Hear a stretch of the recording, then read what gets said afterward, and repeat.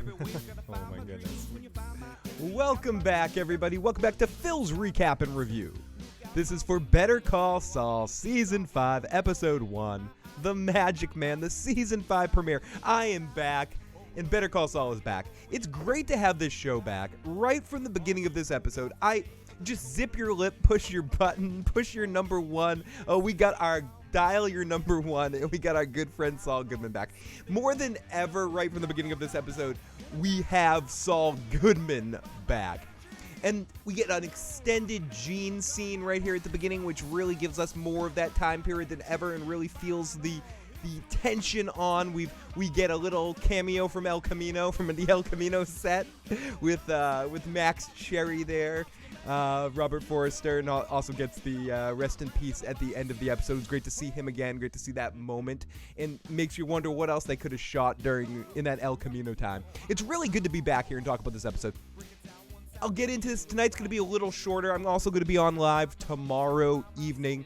Initially, I didn't know this was a 2-night amazing premiere where we get 2 episodes back-to-back tonight and tomorrow night, so I did want to take the day after off of work. So instead of taking tomorrow off, I took Tuesday off. And I'm going to basically be taking Tuesdays off for this whole season of Better Call Saul, as long as I'm in town. I think I'll be traveling a little bit, but for the most part, I will be on every night after the episode of Better Call Saul, or I'm going to try to make that happen. Joe Dirty Locks will be joining us when he can, but he's not available this evening. He's unfortunately working, but he hopefully will leave us a voicemail that we can play on tomorrow evening's show to hear about what he thought about the episode. But of course, you can get your voice in the show. Call on in at 781-990-8509. Again, that's 781-990-8509. This is a 2-night premiere podcast, silly episode. Then I'm back. Oh, no, you fucking rock. Oh, and I'm not alone. I'm also with me tonight, as always. I might be alone in the singular sense, not with the sense that my mind isn't multiple personality right now, but in the sense of being right here, I am alone. But I'm never alone when I have with me the live, the mother, the chat, the live motherfucking chat. Oh my goodness, I'm back. Here I am. Oh no, and there is the live motherfucking chat. Let's get this shit down. Turn off the echo, Phil. What the hell are you doing? Okay. Here we go. Holy shit. We've got the live motherfucking chat. We've got all of our good friends in here. Killmonger, Melly, Skyrim is for Nords. I love that. I love the ending. Great episode. Could have been a better ending. Could have, but it's Saul Goodman. John Doe, even better. How? By not ending with a couple no one cares about. It ended with Kim bending her principles just like Saul having a panic attack. Damn, how much better does it get, says Melly. Oh my goodness. But that's the thing. You rock. Why, I turned it on, man. You can see me now. And I have a feeling I know who that John Doe is there in the live motherfucking chat. Big John Doe. Big J. We got Christian. We got another J in the live motherfucking chat. Jay, SM Down. Great to see you, buddy. Thank you so much. You are fucking awesome. Great to have you in the live motherfucking chat. And all of you people. Joe will be on as soon as he possibly can. It's been difficult for Joe. He's been working a lot more lately. And my schedule's been off. So if I can get in a regular schedule, which I will be after these episodes air, then Joe will be able to join us as well. And yes, getting this show back on the air, and I like how it's getting a little bit more fanfare in this offseason leading into this, which is now going to be the second to last season. If anyone doesn't know, they announced that next season is already there will be a next season, and that is going to be the last season. So going into this season, I see it getting a lot of attention. A lot of Johnny-come-latelys jumping on the train for Better Call Saul. And you know what I got to say about that? Chew, motherfucking chew. Jump on the train. Anyone that's been coming here talking about this show for the last, 5 fucking years now, talking about this show, because we've talked about this since the very beginning here. It's great to have it get some more attention in some sense. And I'm okay. Jump on board. Chug a fucking choo-choo on the Better Call Saul train. Great episode. Great beginning of the season. Better Call Saul is not one of those shows like, oh, Bam Bam, what happened tonight on Better Call Saul? What amazing Bam Bams happened. Did Bam Bam happen? And I like Bam Bam too. I like Pebbles too. Pebbles and Bam Bam both feel good inside. That sounded gross. That sounded grosser than I wanted to sound. I meant the cereals. Yes, that's what I meant. Phil, I don't know what you're talking about. I'm just really excited. I haven't been this excited for a show in a long time to have this show back. It is late in a sense of I've been up a while today. It's been a long day, but watching this show and getting right back into the texture. I talk about this pretty much, I think, if you watch all these recaps, the first episode of each of these seasons, I'm dumbfounded when we get back into it, just how they visualize storytelling. Beyond the narrative of what's going on screen, which again, that's where you get into what's your favorite show, what you think the greatest shows of all time are. But when it comes to just how the show sounds, how the show looks, nothing quite captures what this creative team is able to do. A lot of times I just throw that praise onto Vince Gilligan because he's the person that put together this group. But really it's Peter Gould, it's Kelly Dixon, it's all the other editors as well that work on this show.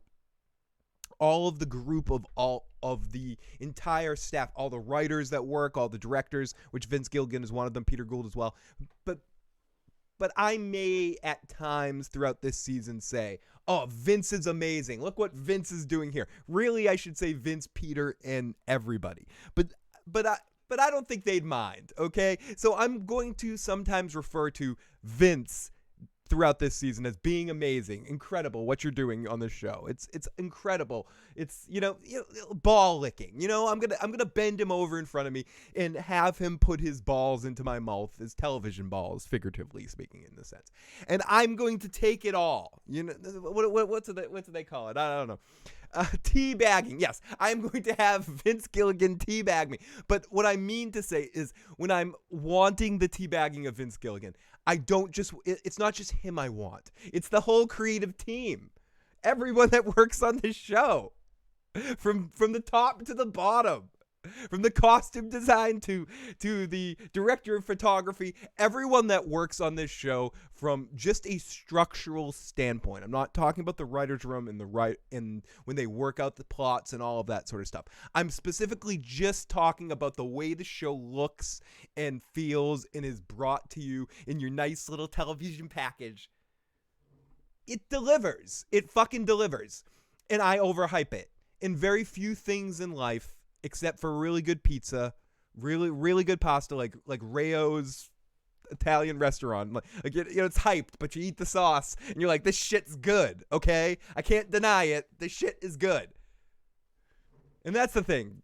I've waited this long. We had El Camino pop in there, which caused us to have a little bit of a delay for this season, and they were really taking their time.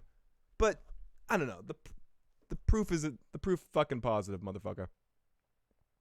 Hey, great to see you. You rock. What a Joe. Will Joe be on? Joe will not be on tonight.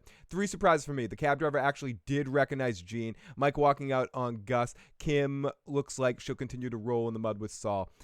Yeah, and I thought it was really interesting, too, that you wonder so much in those seasons leading up to this point how much of Gene's paranoia is real, and especially leading into last season in that big apex with the cab driver. It's good to see that have some sort of conclusion in the sense that we know now that he's not crazy. He is following this. He is feeling that. People do recognize him. I saw someone in the chat earlier say he thinks those guys are cops. I wouldn't be surprised, and I can't wait.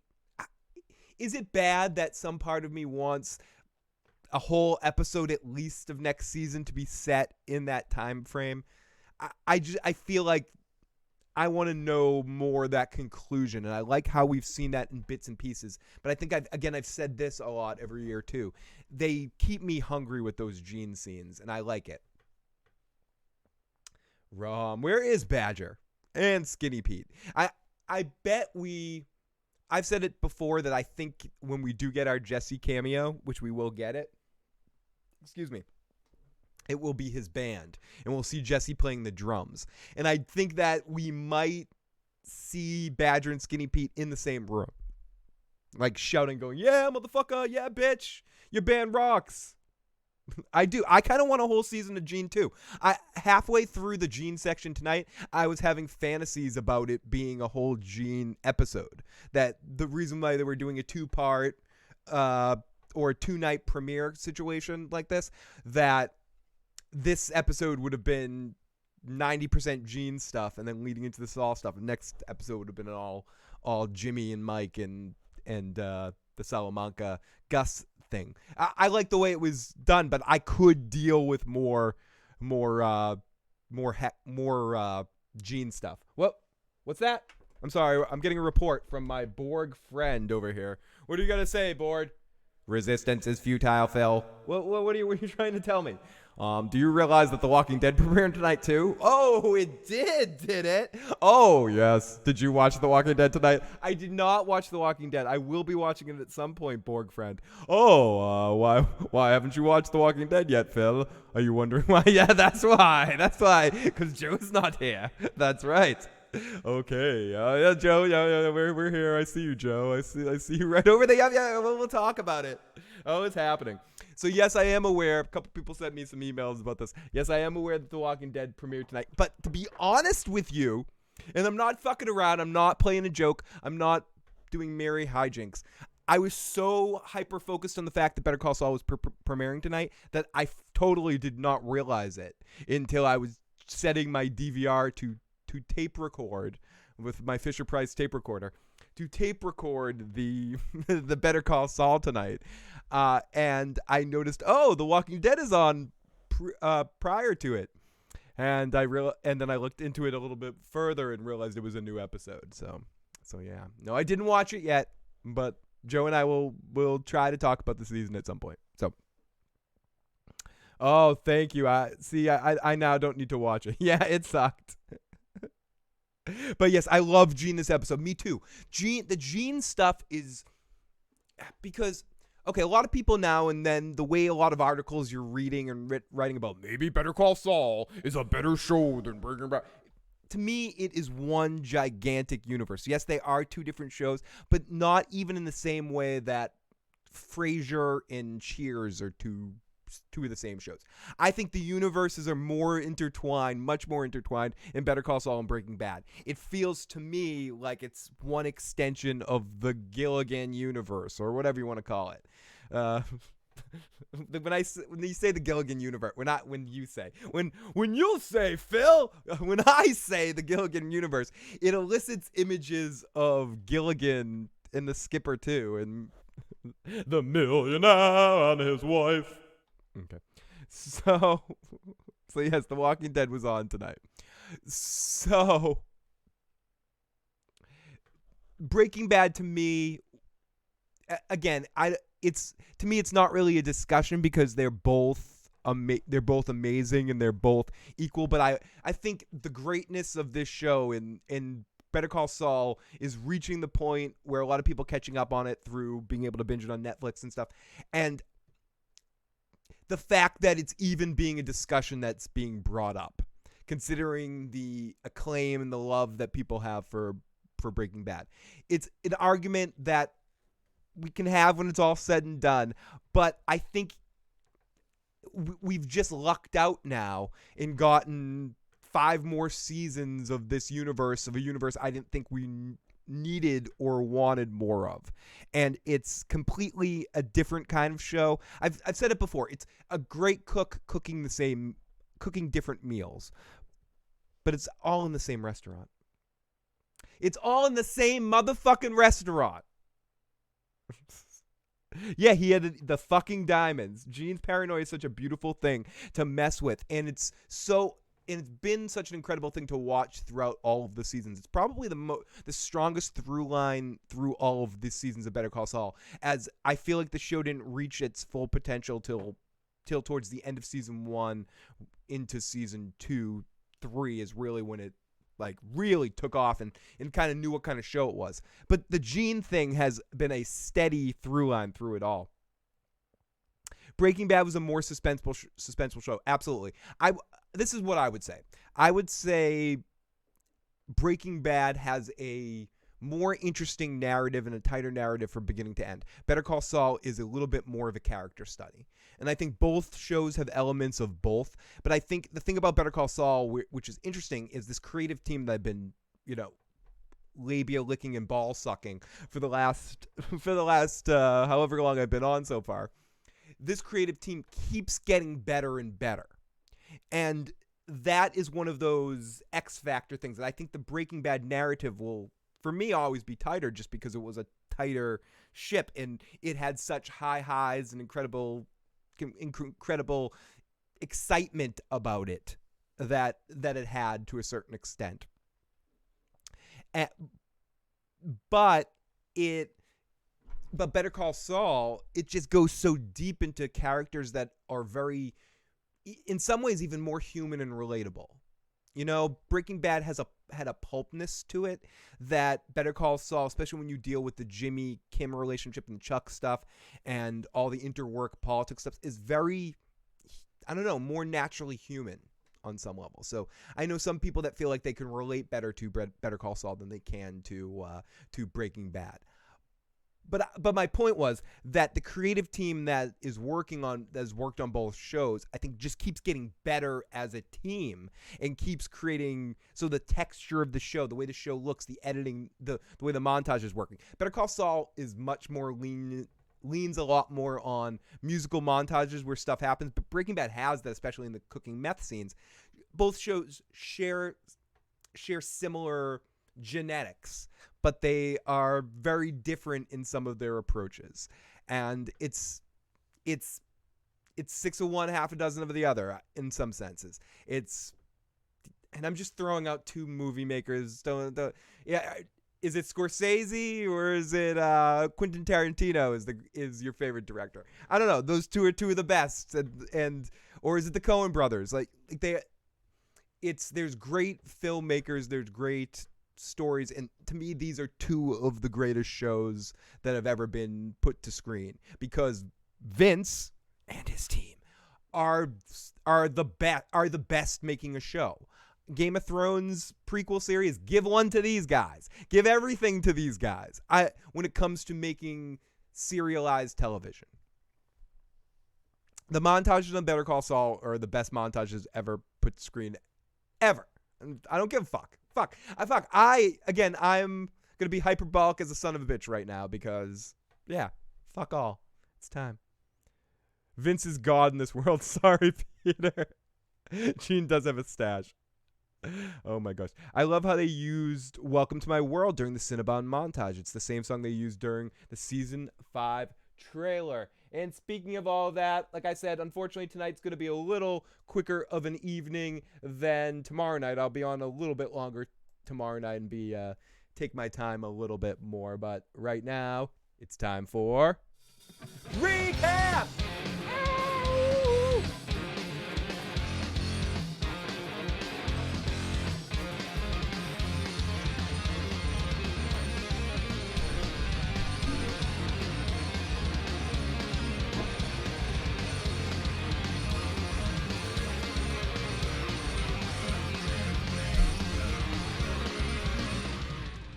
Okay, it's time for the recap, everybody. Go through what happened in this episode.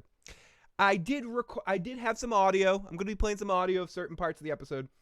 For some reason, again, since I've moved to this new studio location, have kind of a new setup, certain things in my workflow haven't been quite as smooth. And then, because of lots of breaks and random shit happening over here and me trying to act over here and doing this over there, being sick and not really settling into, I got a lot of crybaby-itis. Certain technical difficulties and pieces of equipment that I've had in the old studio haven't reared their ugly heads yet. I've lived here, over a year now, and I still don't feel like I'm properly set up. Those of you that have bounced around a lot or move a lot, or even if you have one or two big moves in your life, can kind of relate. At some points, you move and it's a very smooth transition. You go into the new place, you unpack, you feel real comfortable. Sometimes you move into your mom's basement, and you just never quite have unpack. It takes you years to unpack. In this particular place, moving into a much more I have a whole area in here. I have a music area, a potential green screen, a whole area I could set up. But it's been slow. It's been a slow process to turn me from Jimmy McGill to Saul Goodman here. So what I'm saying here, what I'm crying about, my crybaby-itis, while I'm whining like a little fucking tushy monkey here, while I'm crying here, what I'm saying is that the audio will be kind of crunchy. And I'm not talking about hippie crunchy like what I'm going to be doing when I put this, every time you see this come up on screen. Every time you see this come up on screen, there'll be some crunchy stuff going on. Trust me, it will. I'll be like Gene with my stash. So the audio is going to sound a little shitty. And I'm just going to warn you right ahead of time that we're dealing with this quality. Listen to this shit. It was your cell number. I'm sorry. So you hear that? It sounds a little. There's some ass on that butter right there, right? It's some ass butter, but we're gonna get there together, right? This is gonna be like a big duty. We're gonna birth together, right?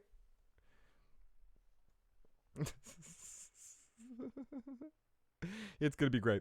I personally enjoy and connect with Better Call Saul more, though Breaking Bad has been my favorite show for years, but I wholeheartedly recognize that Better Call Saul would not be as great without Breaking Bad preceding it. That is how I know a bunch of people have talked to feel about that.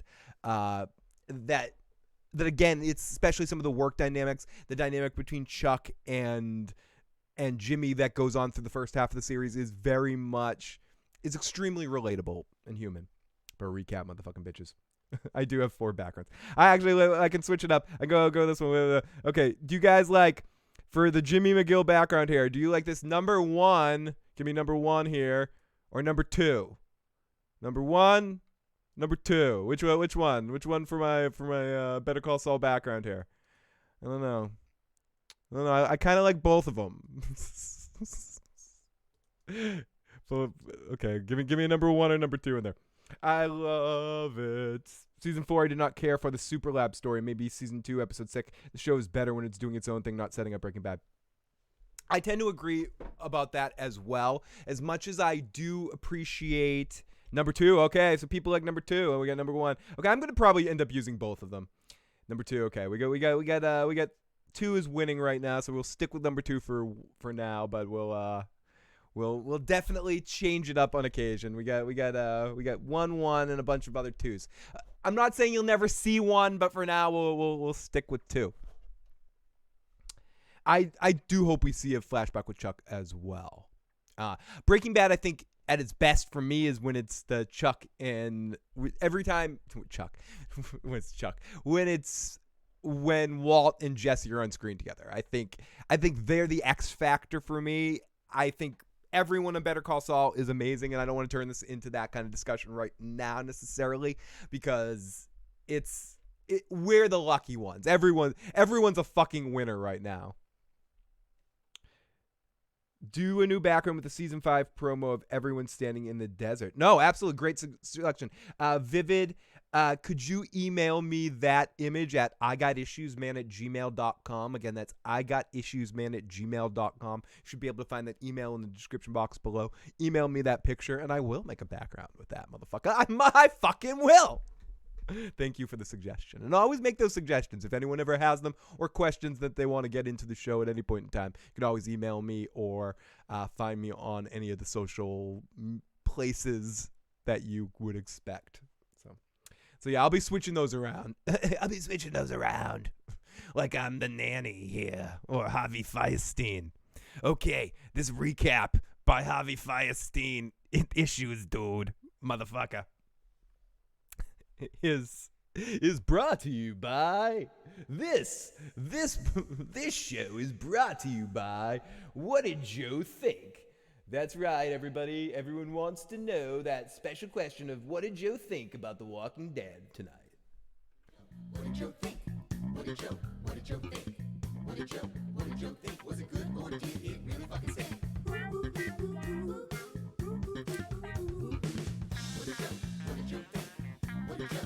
Joe think? What did Joe think? Was it alright or did it drive you to drink?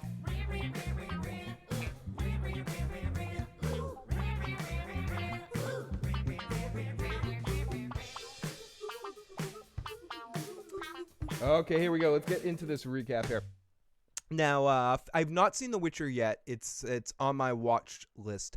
I haven't had a chance to check it out yet. So many things have been manipulating my time, television-wise and not television-wise, but I have not caught up with that quite yet. But this next couple of months is going to be really exciting. We got Better Call Saul, which is probably, I think, the best show on television that has just come back, and we have 10 amazing episodes of this to have fun with. Then we also have coming back very soon. Also, I just want to mention Picard, that is airing right now, and I will be doing some more Picard reviews and catching up on that a little bit. But Picard's airing, and I'm very much enjoying that show for its good and for whatever issues or whatever is nostalgic for me, and I'm enjoying it. Then on March 15th, there's another show coming back. Speaking of Breaking Bad and Aaron Paul, yeah, bitch! I don't care what you think about Westworld. I'm very excited to see Aaron Paul on Westworld. And then for those of you that don't know, that are Breaking Bad fans, that have never seen an episode of Westworld and have no clue what the fuck it is, it's an HBO series that Aaron Paul has been added to the cast and is apparently a main cast member going into this next season. And also then at the end of March, we have the return of Ozarks as well, which I'm very excited. So a handful of some of my favorite shows are all coming back. And then somewhere in April, we have Cobra Kai coming back too. So I'm very excited for a lot of stuff that is coming across the airways, but I do have a lot of stuff to catch up on as well. But yeah, it's going to be fun. Yeah, Ozarks is back in March too. Yeah, Ozarks, I can't wait to get back into that.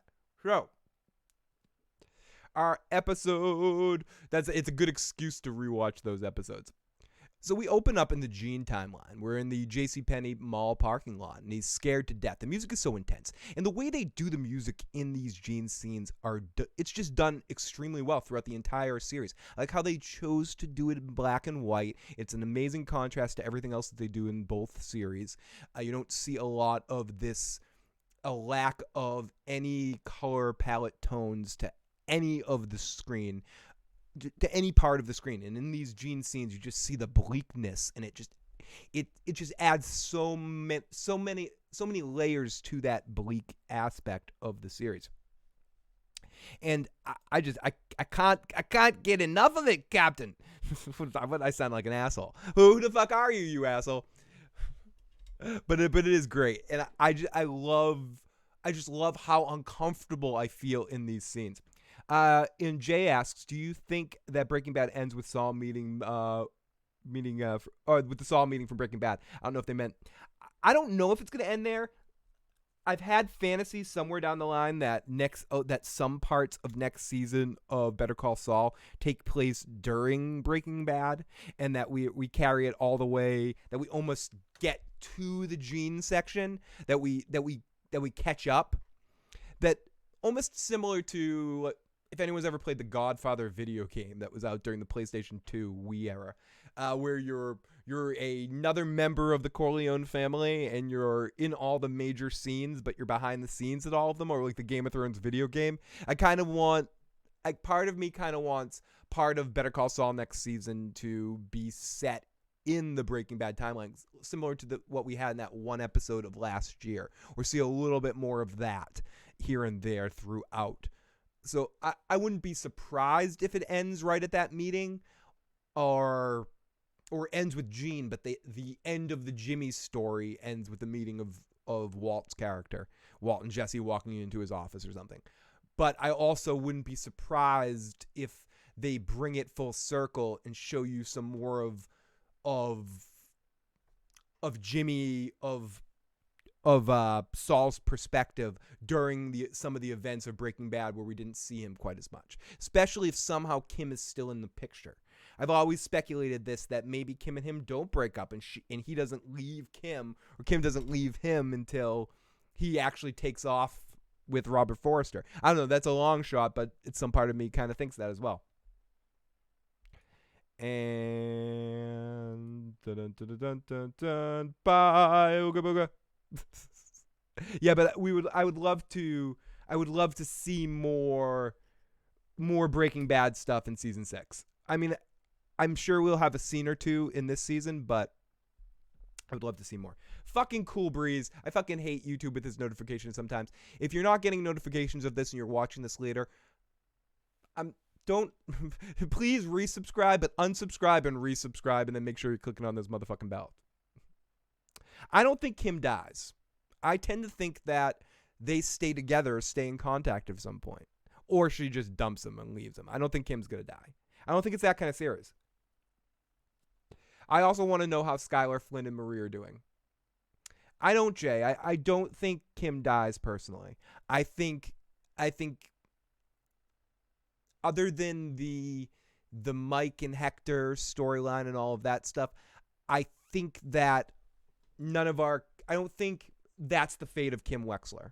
I think it's more either coming to grips with loving Jimmy for who he is and loving the Saul Goodman of it all and realizing and embracing the dark side as well, Breaking Bad herself, or getting as far away from that as possible and alienating him and never talking to him again and realizing that he's a bad influence on her. I don't think their storyline plays with that kind of fire for her to die. And I think it's more leaving or marrying or getting closer in the cons, embracing that side of her personality or not. I think Kim's journey is a little bit more another one of those Breaking Bad kind of tales. Will Kim allow herself, which has to use that manipulation for good rather than evil? Kim's death has been foreshadowed. People are like, oh, okay, so maybe I could be wrong. I hope I'm wrong. I don't want to see no death of Kim Wexler, but people in the comment section or in the live motherfucking chat, tell me I'm wrong. I like hearing I'm wrong. I'm really curious about what Gene's alternative plan is to deal with the taxi guy problem. Me too. Is he going to embrace it? Is he good? That was so fucking crazy when he said that. If Kim broke bad herself, wouldn't she still be around? She could be around. That's what I'm saying. She could be around in Breaking Bad. We don't see enough of Saul to know what his home life's like. That's all I'm saying. In Breaking Bad, Saul is a very one-dimensional character because we don't see the other side of him. The only characters we see that side of is Jesse and Walt and everything around them and their immediate family. Saul is very much... We just don't get to see that. Maybe once or twice throughout the whole series of Breaking Bad does Saul seem like a human. Do we maybe see a second of Jimmy? We don't know who he goes home to every night. He might go home to Kim. I guess that's all I'm saying. We don't fucking know. Kim's from Kansas. Gina's Omaha, waiting for her to meet him. Possibly. Pale Horse Riders. Great to see you in the live motherfucking chat. Great to see all of you people joining me on this late evening on a Sunday evening. So we see him peel out and grab all of his stuff. Box of pictures, Band-Aids full of diamonds. You know, everything that everyone has in their cabinets, right? I have a Band-Aid box full of diamonds.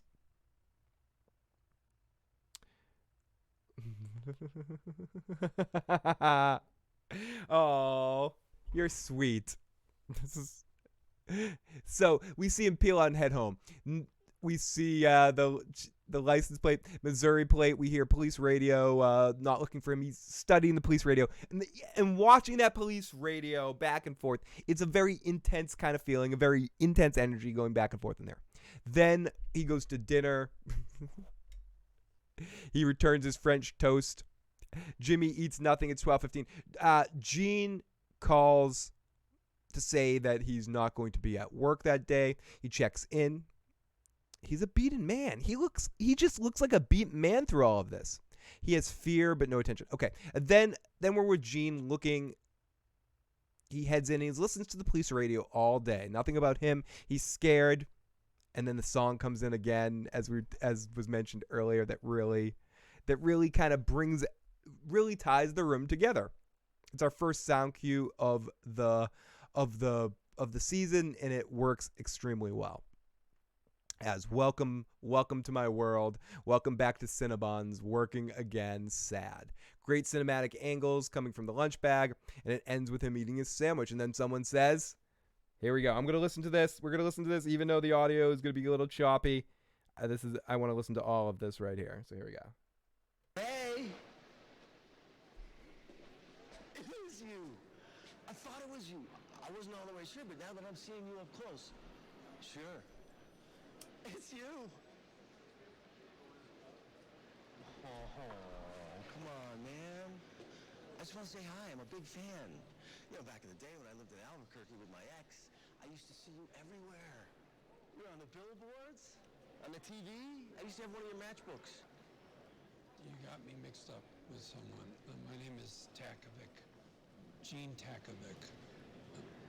Sorry. I will definitely be talking about that back half season of Vikings when it comes back to talk about the final season. And then when I binge watch the season I missed, I will be doing one review on the final season. Thank you. I'm bummed that I wasn't able to cover Vikings this half of season, but I will be talking about all the remaining episodes one way or another. That means a lot, motherfucker. All right. I gotta get back to work. Come on, man. That is not cool. I know who you are. You know who you are. Let's just get past that. That's the creepiest thing he says right there. I know who you are. You know who you are. Let's just get past it. That would scare the shit out of me. In fact, I was out at a bar, I think it was last weekend, and I was just sitting kind of minding my own business, and some dude walked past me and smiled at me and gave me a sort of like, I know you look. And then he could tell I couldn't recognize him, and he walked past me again, and this time I couldn't help but, like, I couldn't not meet his gaze, so to speak. And he walked in my face, he's like, hey, what's up, Phil? And I'm like, what the fuck?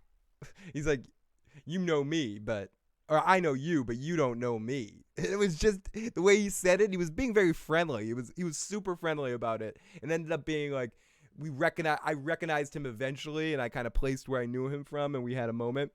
But in the moment, the way he said it, just someone saying something like that to you, and forget if you're in Jimmy's situation, you're in Saul's situation here. It's just scary as shit. The way he says it, come on, I know you, you know me. You got to get past this shit. Don't worry about him. He's cool. He just wanted to come along. Hey, you know who I had in my cab once? Sammy Hagar. He's even more famous than you. Dude, what about The Walking Dead and Shit Buddies? What happened, dude? Walking Dead, Joe and I will be catching up on that as well. The whole thing with The Walking Dead is I feel like I don't want to do it if Joe doesn't have the night off of work. But when Joe does have the night off work, we'll definitely do it.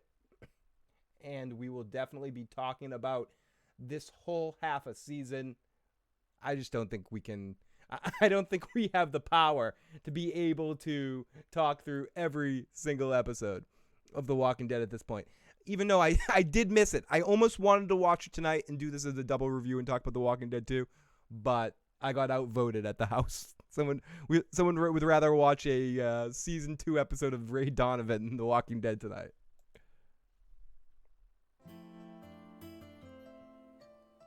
Don't have to worry, get your shit, buddy. Don't have to worry, get your shit, buddy. Don't have to worry, get your shit, buddy. Don't have to worry, get your shit, buddy, tonight. Better Call Saul is my shit buddy of a TV show. So here we go. Let's listen to a little bit more of this. I just want you to admit it. But I don't know. The way he said, I just want you to admit it, makes me think it's somebody that... It's not necessarily someone attached to the Walter White situation. It's someone that recognizes him, that has some other business with him, that Saul screwed him over in a case or something. But I don't know. And we also don't know. We know through El Camino that this case is getting a lot of press, right? That there's Netflix series on this Walter White situation by this point too. You know, there is like all this shit out there that he's very famous, and people could also be using this as an opportunity to go out and find him. Whether they're feds, whether they're bounty hunters, whether they're just they seem locals that happen to just recognize him that used to live in the Albuquerque area. Either way, it's really interesting and really tense what has got built up here. Yeah, you need Joe for The Walking Dead. It's no fun for me just to come out here and talk about The Walking Dead all by myself and do a 2-hour podcast talking about that by myself. It's tough. It's tough. I am drinking tonight. I am drinking Tank 7 from Boulevard. It's a rather strong farmhouse ale. That's what I'm drinking. Shit, motherfucking buddies. So I'm loving that spoiler that you guys are putting out about The Walking Dead tonight, if that's true. Hey now, wait, do we need some of this cringe porn music? Yes. Cocky locky, baby. Okay. So so Saul runs in and calls someone. He needs more cash. He calls Max Cherry, Robert Forster, who is on set on El Camino, which is, again, I said this earlier, but I think it's really cool how it is basically, you can see it's the same setup. He looks like dressed in the same makeup, same session as when he shot all of that. Who knows if it's the same time period in Breaking Bad, in the Breaking Bad Better Call Saul universe, around the same time period where Jesse got in touch with him, where Saul got in touch with him. It could have all been the same thing, the same week. We don't know the timing of all of this, which I think is really interesting too. And something that's always been vague in the Breaking Bad universe, and I don't mind it, but it's interesting to think about all of that. And I like how we got one more appearance of this Max Cherry character. And yes, I'm calling him Max Cherry from that's not his name, and that's not the actor's name. That's a character he played in a Quentin Tarantino movie, Jackie Brown. But fuck all, I'm calling. His mama named him Max Cherry. I'm gonna call him Max Cherry. Max Cherry, just for John Doe again, is the guy who plays the vacuum cleaner salesman in Breaking Bad. Was in a movie called Jackie Brown, playing a character named Max Cherry, who shared some similarities to that character. And in a weird way, you could see that be him being the same character in a warped sense. So yeah. There's that. Hey Emerald, great to see you. Great to see everyone tonight. It's great to be back doing this silly stuff again. Okay, so then we come back into Saul times as we see Kim come into focus in an intentional way, and I think it's a good parallel to the end of the episode where she's kind of going out of focus and losing her mind to a certain extent, having a panic attack. But coming in from the beginning of the episode, we see that everything just comes back into focus. It's a fun movie, Jackie Brown. It's not necessarily one of my favorite of Quentin Tarantino's movies, but it is a good movie and fun. A lot of really good actors and fun times in that. Samuel L. Jackson is the main actor. Robert De Niro's also in it. Bridget Fonda, Michael Keaton, Pam Grier, and Robert Forster, who's also I guess Pam Grier and Robert Forster are kind of the main characters, but Samuel L. Jackson's pretty big in the movie as well. But yeah, fun movie. I believe it was the movie Quentin Tarantino did right after Pulp Fiction. I think it was I believe so in his chronological movie history. But okay, so but yes, I actually saw that movie in the theater. I believe in the theater. Okay. Yeah, Jackie Brown is a really good movie. Different podcast altogether. Quentin Tarantino, top 10, ranking all of Quentin Tarantino's movies. If he really retires at this point, what does he have, 9 or 10 movies? What is it? Something like that. I will do that. I'll rank all my my Quentin Tarantino movies. But okay, so back in we see Kim coming to focus in an intentional way, clicking her shoes, but not with that gusto that we're used to hearing from Kim. She's being careful, worried as she sees Jimmy getting his name changed to officially be practice law as Saul Goodman. He's getting them to, he's concerned Jimmy is full force Jimmy. No Chuck, no hamstrings. He's full force. He's got his law license back. It's some angles he's not seeing. He's going all the way. Saul Goodman, Jimmy McGill, he signs his name. Jimmy Saul Goodman McGill, he signs his name. So then we go off to the Salamanca family. Lalo is pressing Nacho for knowledge of Mike in a very kind of condescending, attacky way. Let's listen to some of that. If I can we do that? Do you have the capabilities? Sorry, Phil! Sorry, Phil! Resistance is futile! I'm sorry, my engineer is a Borg, and he messes up sometimes. How many Werner Zieglers there are in Germany? 27. 26 now, according to Mrs. Ziegler. I told you I never heard of the guy. Lalo's just that guy that if you're playing poker with him, he's just gonna be talking to you. He's if we're talking, he's like Daniel Negreanu. I know you got it. You know, you should just really stop fucking with me right here. You know what I'm saying, guys? Come on.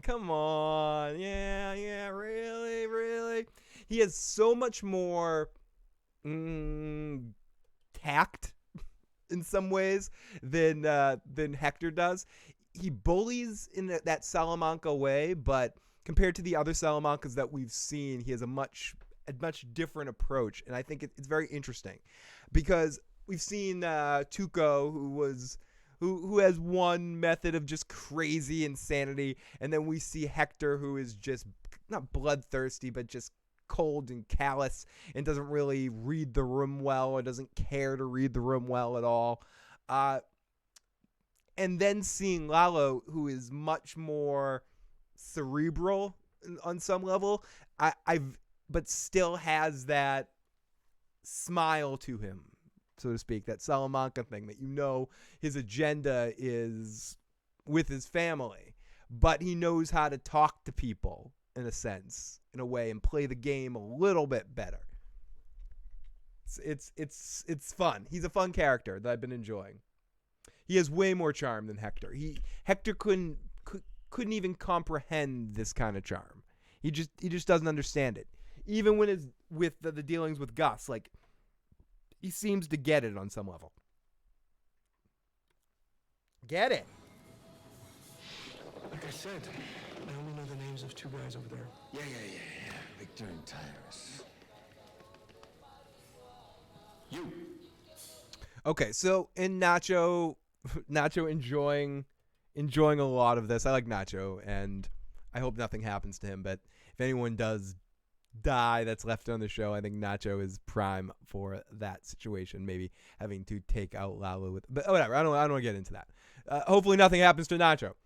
So he's trying to figure out. He presses Crazy 8, who I like Crazy 8 being there as well. It's pretty cool.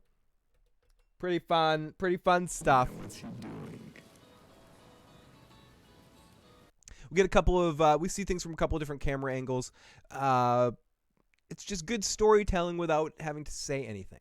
As Lalo pulls up, he heads in. Okay.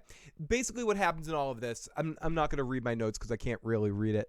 Basically what happens is Crazy 8 and Nacho say that some of the stuff that they've been selling seems not quite on the same quality level, or it looks like it's been fucked with.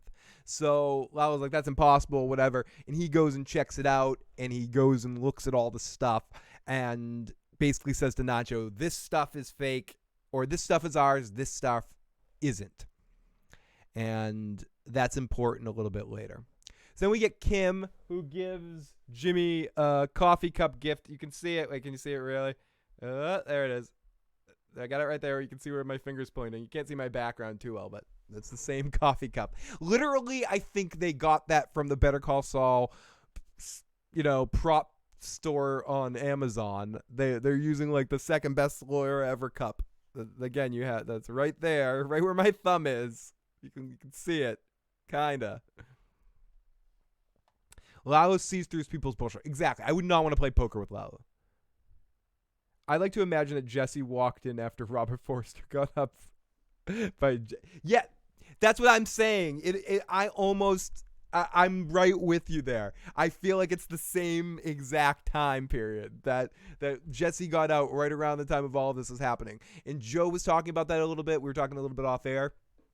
because even when we're not doing shows, Joe and I do shows and we're just babbling about television. It's a shame. We should just probably broadcast that all the time, especially for our motherfucking patrons who have stuck with me through all of this weird time of the last couple of months. So I appreciate all of the patrons that have been amazing. I've been trying to give you guys little quick lensy videos of talking to the screen and giving you some insanity while I'm working or stuff. I'll do that more as the weather helps me out. When it's good weather, it's easier to do that. So I do appreciate all of our patrons that have been supporting me throughout this silliness, and you can learn more about that stuff as well. And I'll be giving you guys some more bonus content very, very soon.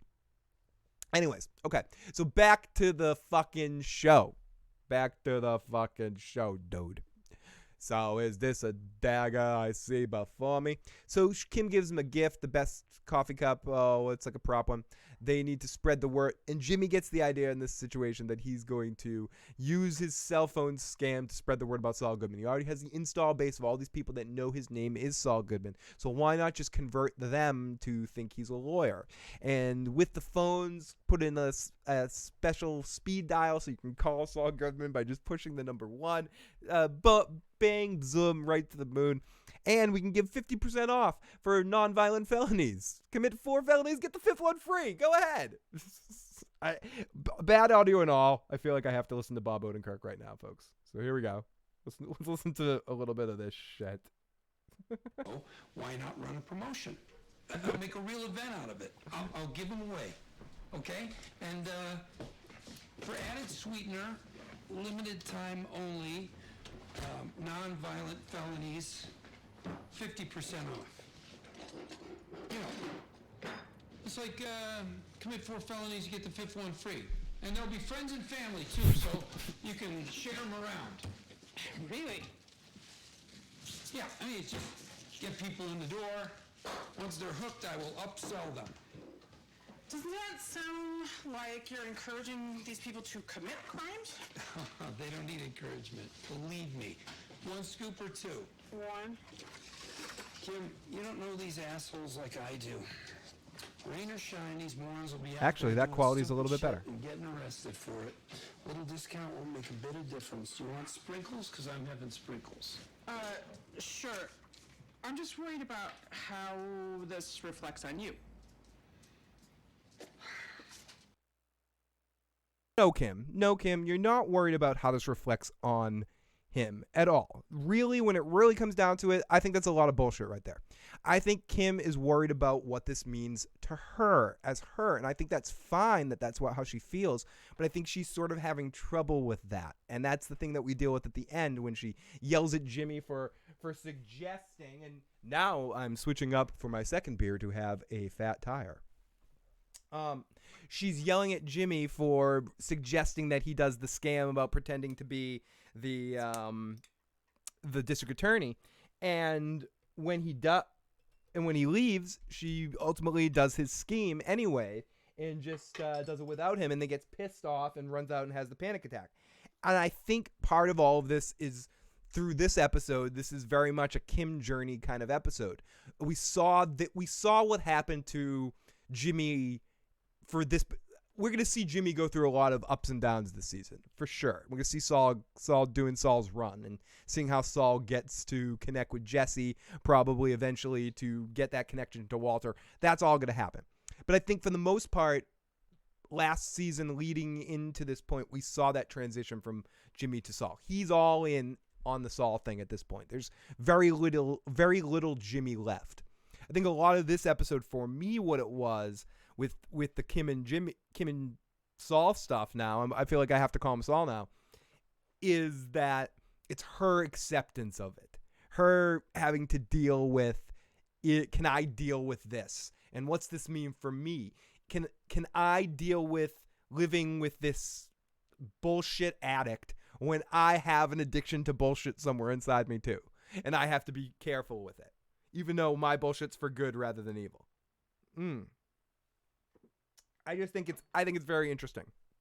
And I think Kim is sneakily one of the best characters on TV. And I think Seahorn. I'm slow on this now because it's the beginning of the season, so I'm blanking on Rhea Seahorn. Seahorn, is that her name or something like that? I think it stepped up so much when Michael McKean left this show. Character was, killed off the show. I think it's just worth stating that over and over again how much she stepped up and brought so much gravitas to her character that I think existed early on, but really went to that next level when she had to pick up some of the slack of Michael McKean leaving the show. Rhea, thank you. Rhea Seahorn. Great name. Okay, so spread the word with the cell phone scam, and we really start to get his perspective. Kim is worried about how it reflects on him, but again, I say she's not worried about how shit reflects on him. She's worried about how this makes her feel and how her personality will reflect off of this. That's what I think.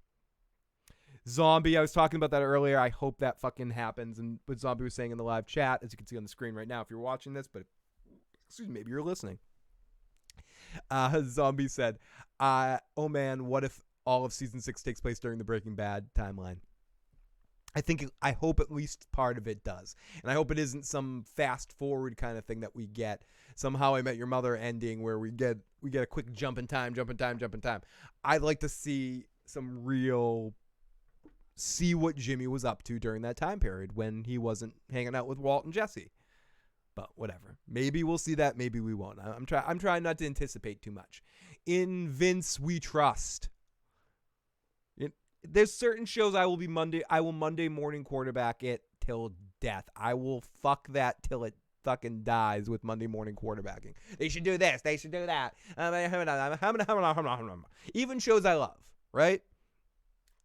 I personally can't do that with this show. I'm just in for the ride, and I'll tell you how I feel about it. And some stuff I'll like more than others, and I'll say if something's shit if I think it's shit. But I'm in that roller coaster ride, and I'm trusting these bastards to drive me where they're going. So we see that he's got to do this because he'll always be Chuck's brother and Chuck's loser brother, and she can't see it, and he's like, "Oh, you will." He's just full force ahead. You just can't help it. Now, this whole next section is just about Gus running bullshit and Lalo being like, "Fuck off, dude." Lalo goes to Polo's and heads in. We hear Gus in the background. They have a meeting with the mediator there, a sit down about what happened. And Gus decides to be proactive and bullshits this whole story about how I could play it, but it's really just a lot of bullshit here about how that someone was doing a job that for him that had to do with the chicken business, that was building a big cooler, not a freezer, a cooler. It's a retirement community. It's a big cooler, the biggest cooler in this side of Western Arizona here, and or is it, I don't fucking know, in Albuquerque. So yeah, and it's a lot of little cat and mouse stuff, and the ultimate way of saying this, Lalo wants to say hi to Mike. He says, "Hi, Mike." And Lalo's very funny in this scene. He just doesn't buy anything Gus says. And Gus is trying. Gus is shoveling that shit. And he's very believable. But nope. He's just not buying it. And to the point where at the end of it all, Lalo's just like, he's like, "Yeah, I hear all your bullshit. Yeah, this is a lot of good bullshit. You got a lot of good bullshit here, but, your south wall is going to be fucking beautiful. In your cooler. It's going to be a great cooler, but your south wall is fucking beautiful." Does Vince have much to do with the story anymore? More so in the sense that he's in the writer's room hanging out with them, helping them break the stories. But Vince does not have as much to do with this show, especially in the last few seasons, as people think. A lot of time he was spent working on Secret Project, which was El Camino, but Vince is directing a big episode, I believe episode 5 of this season, maybe episode 6, which is said to be one of the best seasons of the show from people that have seen the show early. But Vince usually has more consultant roles where he's sitting in the writer's room with the rest of the writers helping point the story in the direction. But this show in a lot of ways is more Peter's baby than it is Vince's. But Vince does have a lot to do with the show. It's just not, he's just not the necessary head of the ship all the time on it. If you want to hear more about, I should ring the bell. Everyone drink, because it's the first time I'm going to mention it, and it's not going to be the last. If you really want to hear about how much and who has to do with what episode of this series, and of Breaking Bad for that matter as well, I highly recommend, I cannot recommend enough, like literally shut off this shit show of a podcast you're listening to right now, here, this one, and watch the Better Call Saul or the Breaking Bad Insiders podcast, which it is hosted by one of the editors of Breaking Bad and Better Call Saul, Kelly Dixon, and Vince and Peter are always on it, and they have actors from the show and writers and the directors, and they talk a lot about who does what, how the particular episode came to be, how certain sections were shot, how they figure shit out. And it's done in a very fun way where you understand a lot more how this team works. Again, I cannot say enough of it. Do not, if you're going to listen to one podcast about Better Call Saul, don't make it this one, okay? Make it the Better Call Saul Insiders podcast. Do it. And tell them I sent you. Then maybe I can get an interview with Peter or Vince.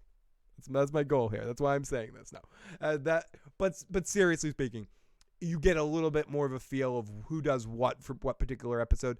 I think Vince is important in the sense that he set the standard of how they all do business, how they work, how the workflow goes, and that's where Vince is most important at this point when it comes to the show, that he's still the founder of this particular place, and everything needs to get his sort of approval, and he has his hand in everything. But is he constructing the narrative as tightly as he was in the sense of Breaking Bad? No, but even that was more of a community thing. That's just how he likes to work. Compared to someone like David Chase, who, with The Sopranos, would take what other writers wrote right in his room and change everything and kind of use it and make his own thing. Vince in Breaking Bad and Better Call Saul doesn't work that way. It's more of a writer's room with a bunch of people discussing and figuring things out together. There's a wonderful book that I'm going to blank on the name of it, but I could try to figure it out. Or I could look at my Audible on my phone. But it's all about how, it's all about this era of television shows and how each writer's room works slightly different. And I think it's called Mean Men and Their Path to Television, something or other. If you're curious about it, write me privately and I will figure that out again. igotissuesman@gmail.com. I will look into it more if you're actually curious about that audiobook or that book and want to hear more information about that. Get in contact with me. So, let's continue. So they're building a cooler. They meet and have a quick exchange. No more secrets. Oh, yes. So back in, we hear Lalo knows how to talk better than Hector, and he talks more shit, and he says something. Lalo does not trust him. But, okay, Lalo has a conversation with the mediator, and Lalo doesn't trust Gus, and he's like, why do you trust Gus? And he's like, he makes money. He'll never be one of us, but he makes money, and we're going to work with him, and that's how things are. And Lalo doesn't freak out like Hector would or scream or say, fuck this dude. He just says, okay, I guess there's nothing more that can be said right now. See you later. And that, again, shows how he has just a different tact altogether than Hector, and just a different way of doing that. So back to our shady section of town where Jimmy is selling all his phones. He's got a circus tent held up, and Huel's there, and it's time for some fucking Saul Goodman. Prime goodness, classic Saul fucking Goodman. There you go, buddy. Next. Welcome. Take a load off. Before we talk phones, let's talk you. I'm guessing from our brief acquaintance that you're a fellow who, occasionally, through no fault of your own, finds yourself in a Donnybrook or two. Yeah, a knuckle duster. A fist fight. I'm thinking you might be someone who partakes of the herb of the earth. I'm guessing that you ladies are popular with the fellas, and this could lead to a misunderstanding with the boys in blue. Say hello to my little friend. See right there, circled in red, pre-programmed, ready to go. Number 1 on the speed dial goes directly to me. You press that, and poof, I'm there. Next, why call the cell phone guy? Because I'm not just a cell phone guy. I'm the lawyer who's going to fight for you. And you might find yourself in possession of a few pieces of military ordnance, RPG. Good point. I kind of skipped over that because I'm rushing a little bit here. He does say back. We say Lalo knows how to talk better. He says something about what happened in Santiago to Bolsa, and you're right. Gus did punk both of them, but I don't think either of them, I think Bolsa is eating Gus's bullshit, and it costs him in the end. It costs all of them in the end for underestimating what Gus is possibly capable of. Where the Salamancas kind of had a read on Gus that, in that sense, because of what they did to his friend, that he could never be trusted. I mean, they were always assholes, but they also knew because of that if Gus was any kind of person, he would get revenge somehow, and that they probably needed to kill him too. And I think that's kind of that undersaid sort of thing where, yes, Hector's an asshole. Yes, he always hated Gus from the beginning, and he probably was very, very influential in the murdering of his friend or of Gus's partner. But I do think on some level the Salamancas at this point, the reason why they will never trust Gus is not just all that hatred that they have for him. It's also the fact that they know that if he's any kind of person, that he's going to seek revenge for what they did to his friend. And I don't know if Hector's that smart. Lalo seems like he's that smart, and I understand that. And what happened in Santiago, I don't know what that is in reference to. It's something interesting that I hope we find out later and we get a little bit more into in this storyline, because I like how we're seeing the different sides of Gus in this. It was great that he got added to the show, and we're seeing a lot more of all about him. So it's going to be cool. Couple claymore mines in the trunk. Before you know it, the other guy is bleeding out on the pavement, and the cops are giving you the evil eye. It's just that people are always looking over each other's shoulder. And you're not hurting anyone. Who doesn't want to be...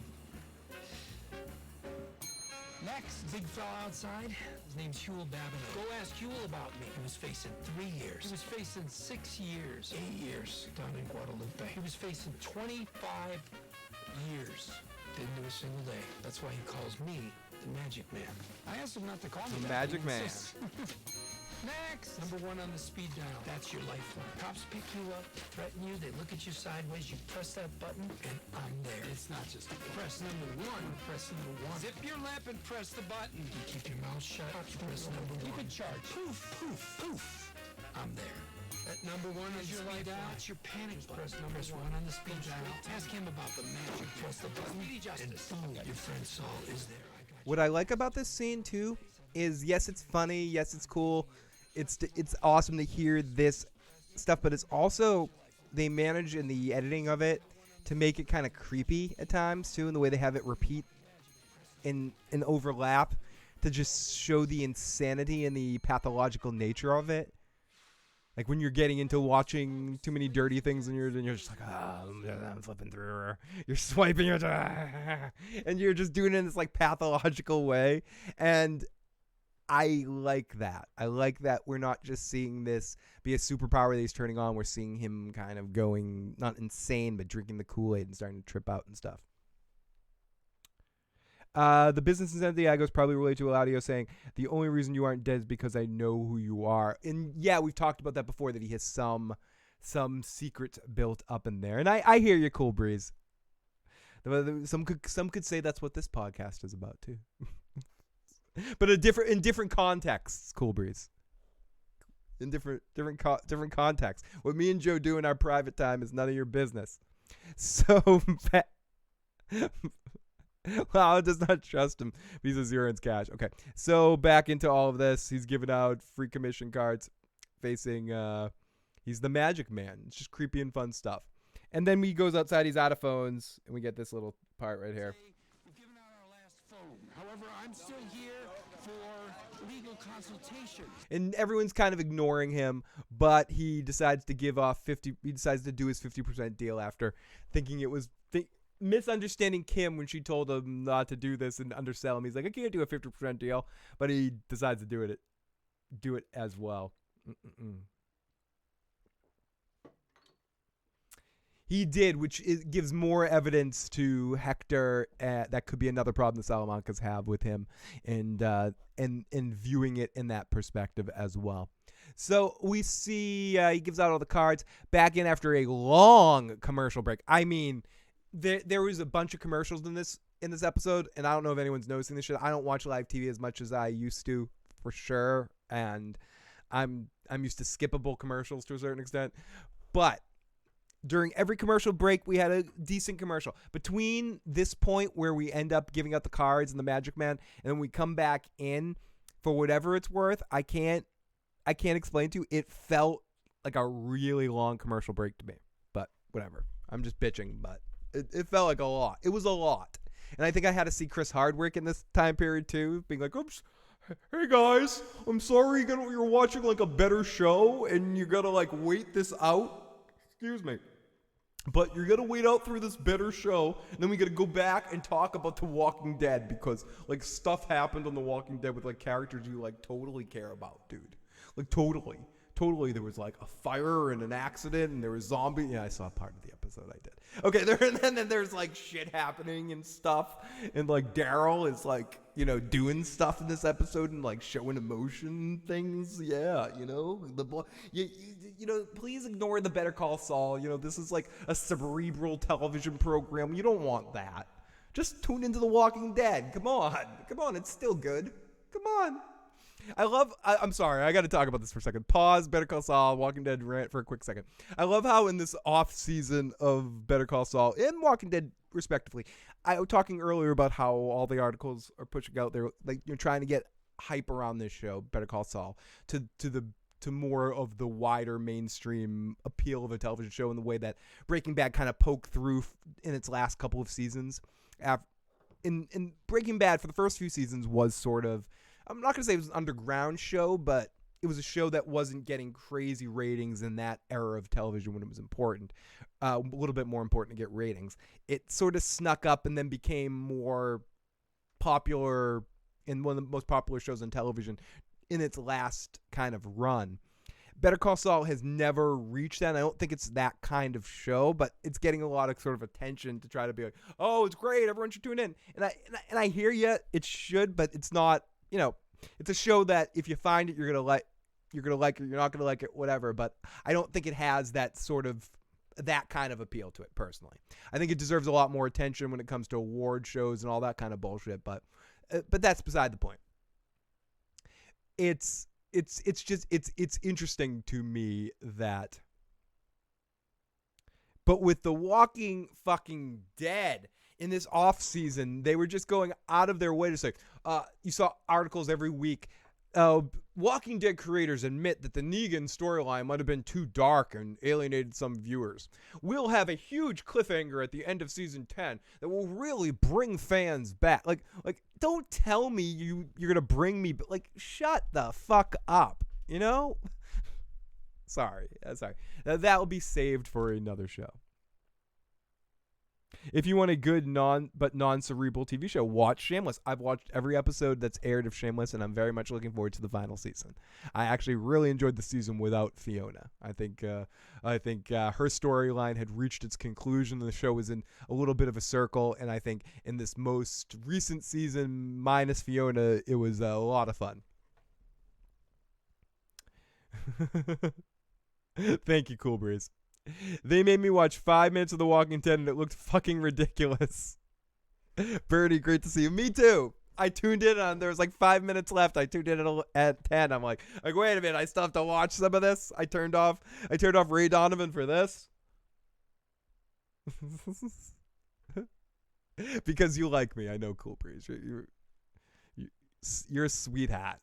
Okay, so back after that long commercial break. I'm sorry. It's just that I've seen all this stuff about The Walking Dead. You know, The Walking Dead's back, and then getting all this.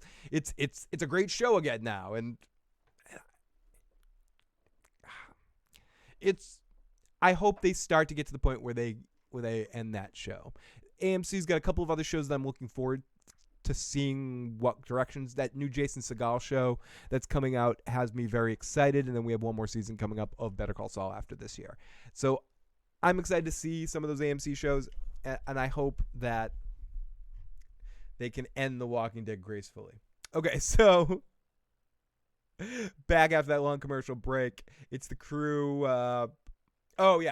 Mike sending off the rest of the crew after what happened to Varner, and it's a fucked up scene. It's an interesting scene as he sends each of them off to the different locations. One of the guys is like, "Yeah, Varner's a pussy, and you did the right thing, Mike." And Mike punches that dude. That's a little prick from last season. And then one of the other guys goes, "Mike, you're not half the man that Varner was." And they walk away. They all go away, not going to talk or anything. 10 seasons is what's alienated the fan base. And then Mike and Gus have a powwow. And this is probably the most tense we've ever seen Mike and Gus. Listen to this. No problem. Will they do as they've been told? You're asking my opinion? I am. They know the concept. So right there, you're asking my opinion is a fuck you right away. It's like that is a Mike dick slap across Gus's face right there, where you didn't you care about my opinion. You didn't care about my opinion in the Vonner situation where I thought I could handle that. So yeah, I like that. I like how Mike is right here in the offensive. We don't usually see him talk to throughout the series or both series. We haven't seen him talk to Gus this way. He's pissed at Gus right here, and it comes out. And the laundry? The entrances to the site have been sealed. Nobody's going to stumble on it. As long as Lalo Salamanca is on this side of the border, we cannot continue as we were. So this is it. No, this is not it. Once Salamanca is dealt with, and he will be dealt with, construction will resume. Until then, you will continue to be paid. Now you're going to pay me to do nothing. Call it a retainer. Even after Ziegler. Yes. What happened in Frankfurt? The attorney spent a full day with his wife. She accepted the facts as presented.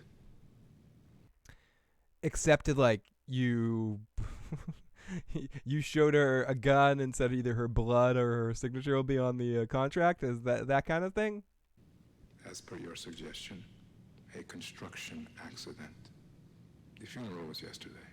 And of course, she has been compensated. Compensated? I would choose my next words very carefully if I... Yeah, and Mike chooses them very carefully. He's like, go fuck yourself.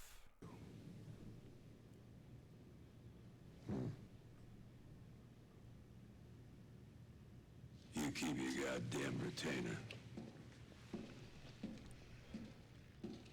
Now, to me, this is an interesting scene, right? This is fun. This is cool interactions between two characters. It's good to see more interplay between Mike and Gus. And someone said this earlier. To me, the stuff that works best on this show, and this isn't to say that I don't enjoy this scene, and this isn't a well put together scene and well acted and needed in the storyline that they're telling. I said this before last season. I am more interested in this show with everything that has to do with Jimmy and Saul and his storyline. I feel it's a little somehow sneaks away from the prequel-itis disease that infects me sometimes. Again, I want to be clear that this is my problem, not a problem with prequels in general, because it's a problem I have when I know what's going to happen. It takes away some of that drama for me in some level. This fight between the two of them is well done. If I was watching Better Call Saul before I was watching Breaking Bad, I might fear that, or might think that this is going to be the end of their relationship, that this could cause a big problem, that this might force Gus to make a difficult decision about having to maybe kill Mike, and Mike, knowing that, knowing Gus's business right now, knowing what kind of man he is, would have to protect himself, or some interesting interaction. But because I know the events of Breaking Bad and I know their relationship and I know Mike somehow becomes even more loyal to Gus to the point where he says, I would die for this man. I care about this man to a certain extent. I know that I kind of know what's going to happen.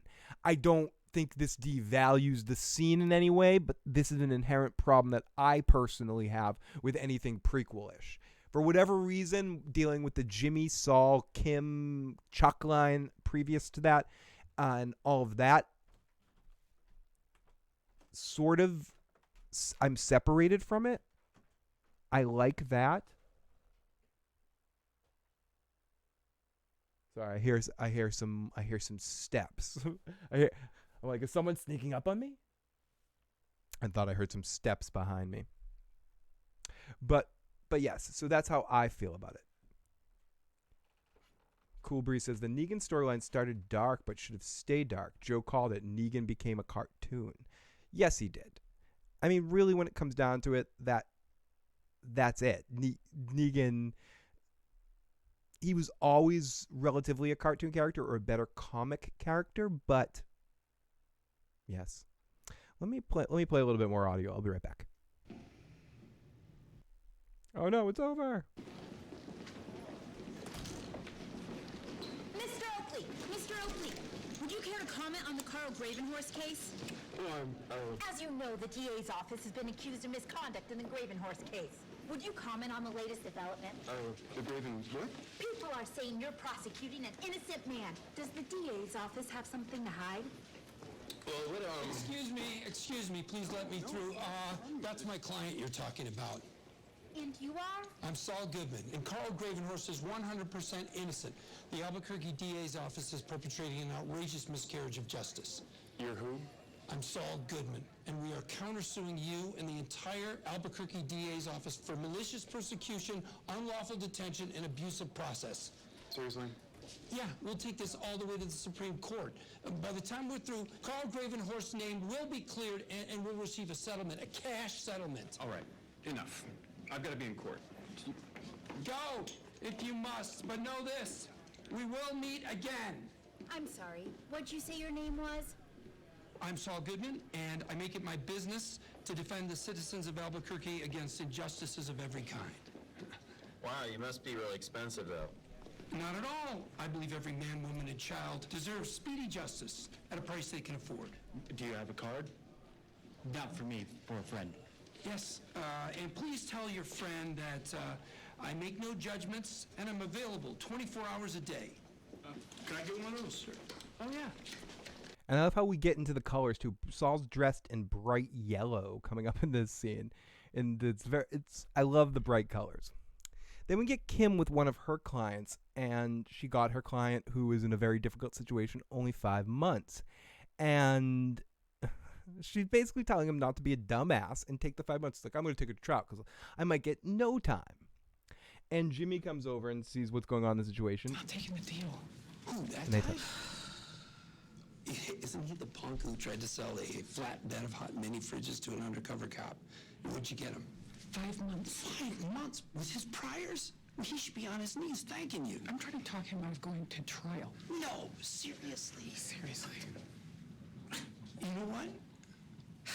No, we can fix this.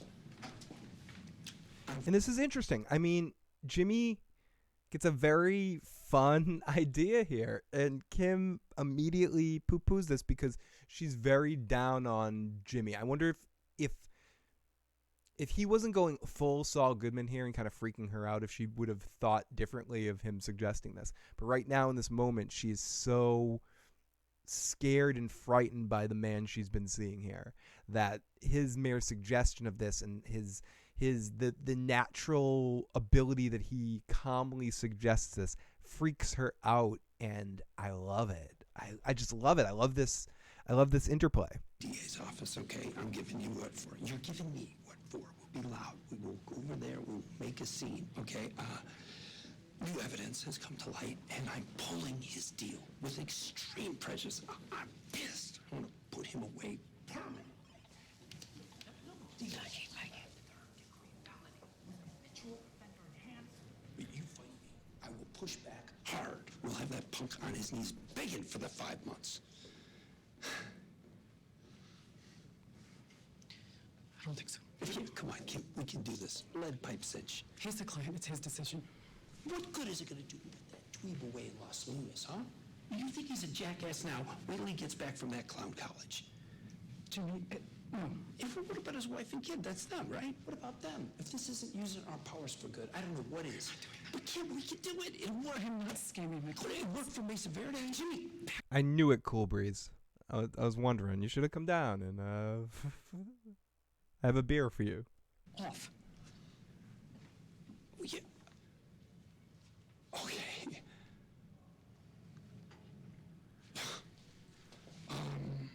And he's starting to get to that point where he can't comprehend her not agreeing to this right here. It's interesting and it's sad knowing that their relationship is ultimately over unless she just gives in and changes 100%. But her individuality and her sense of honor that that Howard and Chuck have instilled in her to a certain extent, she just can't get away from that. And I don't think she ever will. I don't think she'll fully embrace that dark side in the way that Jimmy did. I think she might occasionally, I think she's going to need to sever all contact from him. And maybe, again, not die, but be dead to him in the sense that say, you're dead to me, Jimmy. Jimmy's dead. I can't know Saul Goodman. You know, something to that effect. Yeah, I'll see you at home.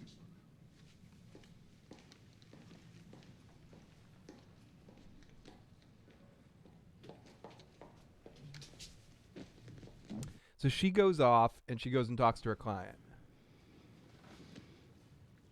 And like cameras or witnesses or. I really couldn't say. We'll find out soon enough. And she plays the game that she says they took the deal off the table. The deal is gone, and she does it almost on automatic pilot. And he caves in and says, can I get the 5 months? And she goes, and it cuts kind of over there that she set it up, so now she'll get her client to take the 5 months. And she runs into a very dark little blue room and has a moment of intensity and sadness as she realizes whether she's thinking about the monster she created in Jimmy, whether she's thinking about her own self, and the fact that how influenced she is by this and how she doesn't want to be this person, or how she realizes she needs to embrace this side of her. I don't know. I'm sure we'll see that decision and see how this all affects Kim moving forward. But I love that we had this moment. I agree with someone saying, or I don't agree. I understand what someone was saying earlier about it was an interesting place to end that sort of ended in the middle of a thought.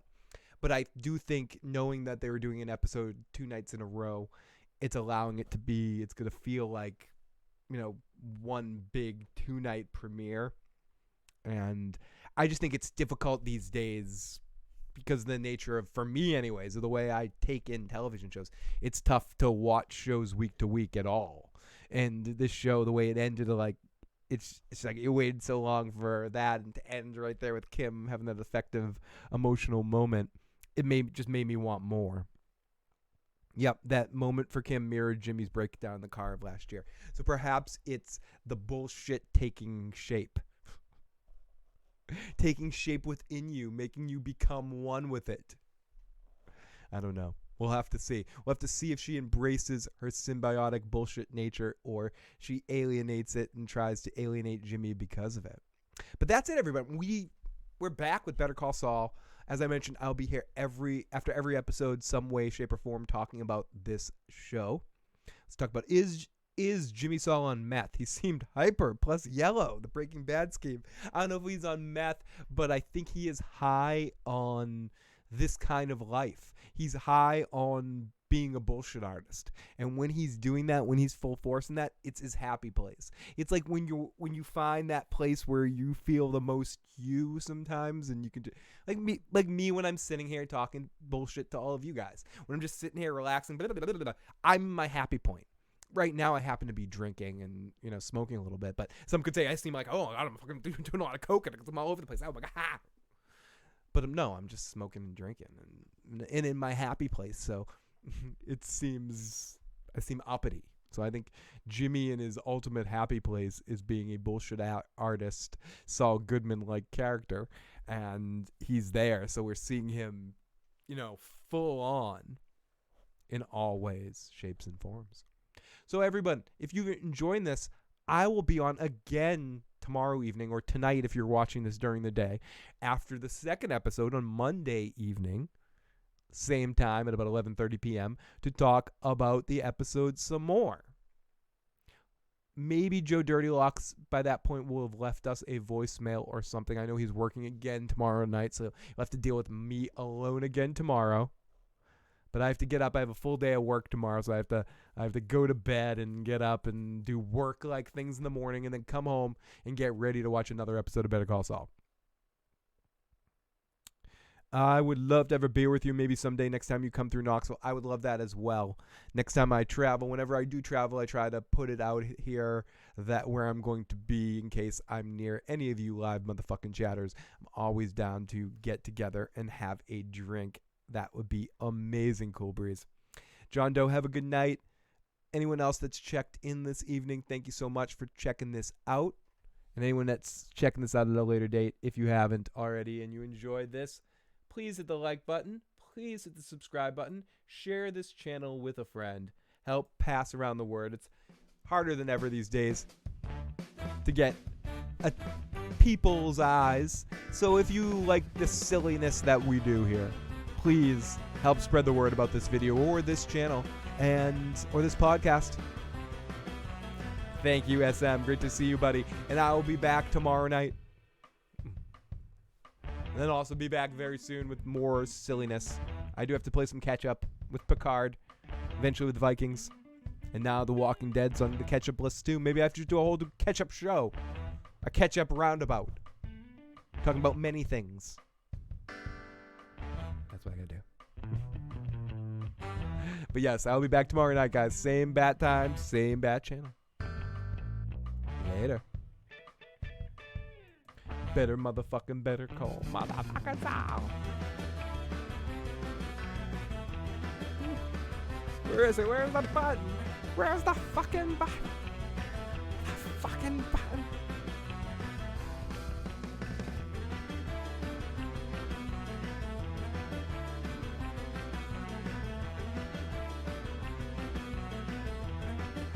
But yes, tomorrow night, this episode, yeah, it's 50% off. 50% off.